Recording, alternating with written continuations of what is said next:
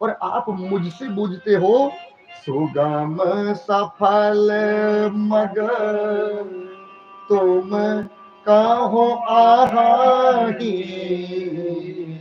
अरे तुम जिस रास्ते से जाओ तुम्हारे लिए तो सारे रास्ते सुगम है। गुरुवर ने बताया कि जैसे आप इस मार्ग पर जाएंगे, जाते जाते आपको एक आश्रम आएगा। उस आश्रम में कौन रहता है? मेरे गुरु वाल्मीकि जी रहते हैं। अब आप यहां से वाल्मीकि जी के आश्रम में जाइएगा। जैसे मेरे प्रभु राम वाल्मीकि जी के आश्रम की तरफ चले, यहां पर दर्शन करना मेरी मां। अभी केवल भगवान 10 ही कदम चले थे, अभी 11वां कदम नहीं चले थे भगवान। अभी मेरी माँ जानकी ने केवल 10 कदम रखे थे। मेरी माँ नीचे बैठ गई और बैठकर बोली, प्रभु अभी और कितना चलना है नाथ, अब मुझसे और नहीं चला जाता। क्यों? क्योंकि जब जब मेरी माँ सीता मैया चलती थी तो उनके पांव के नीचे कमल के फूल, गुलाब के फूल की पंखड़ियों को सजाया जाता था। और आज वही मेरी जानकी माँ नंगे पांव पत्थरों पर चल रही है। भगवान ने माँ को उठाया, अपने सीने से लगाया और मेरी माँ को लेकर चले। कांधे पर मेरी माँ का हाथ, भगवान आगे आगे चल रहे हैं मानो जैसे ब्रह्म चल रहा हो।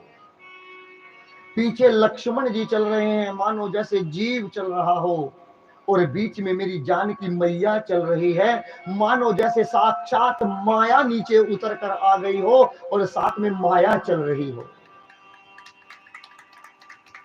जैसे ही भगवान आगे चले, भगवान के पांव में एक कांटा चुभा। जैसे कांटा चुभा, भगवान के मुख से तनिक भी आवाज न निकली। क्यों? यदि मैं कुछ कहूंगा तो पीछे जो सीता और लक्ष्मण आ रहे हैं ये क्या सोचेंगे हो। भगवान उन कांटों का दर्द बर्दाश्त करते जा रहे हैं। धरती माँ से बोले भगवान, हे धरती माँ, मैं तेरा नाती हूं, मैं तेरा दामाद नहीं, मैं तेरा बेटा हूं। आज इस मार्ग पर जितने भी रास्ते में कांटे आए मां, तू सारे कांटे राम के पांव में चुभा देना। क्यों? क्योंकि जो पीछे पीछे आ रहा है यदि उसके पांव में एक भी कांटा चुभ गया तो वो इनका दर्द बर्दाश्त नहीं कर सकेगा। कौन? भरत। मां धरती ने कहा, राम, जहां तक मैं जानती हूं इस सृष्टि पर सबसे कोमल आप हैं। आपसे कोमल कोई दूसरा नहीं बना। यहां तक कि मेरी सीता भी इतनी कोमल नहीं है जितने आपके चरण कोमल हैं। चल ना रही, सहनाई बज ना पा रही। इतना कोमल कोई भी नहीं है सृष्टि पर। धरती मां ने कहा, जब आप इन कांटों का बर्दाश्त कर पा रहे हैं भगवान, तो फिर जो पीछे आ रहा है वो बर्दाश्त क्यों नहीं कर पाएगा। भगवान ने कहा, वो कांटों का दर्द तो बर्दाश्त कर लेगा, लेकिन जब उसे ये पता चलेगा कि जो कांटा मेरे पांव में चुभा है, वो तुरंत सोचेगा कि यही कांटा मेरे भैया राम के पांव में भी तो चुभा होगा और वो इस दर्द को बर्दाश्त नहीं कर पाएगा, क्योंकि वो मुझसे सबसे अधिक प्रेम करता है।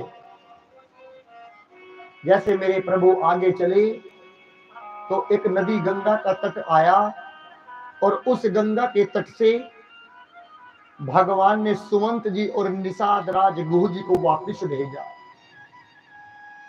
भगवान वापिस गए, भगवान ने उनको वापिस भेजा, निषाद राज गुह और सुमंत जी वापिस आए।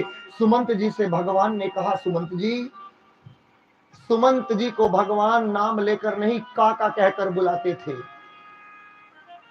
कि आप अयोध्या में जाओ और जाकर मेरे पिता का मेरे सिवा कोई भी नहीं है, जाकर उनका ध्यान रखना। गुरु जी का आश्रम आया, देखत बन सर शैल सुहाए, वाल्मीकि आश्रम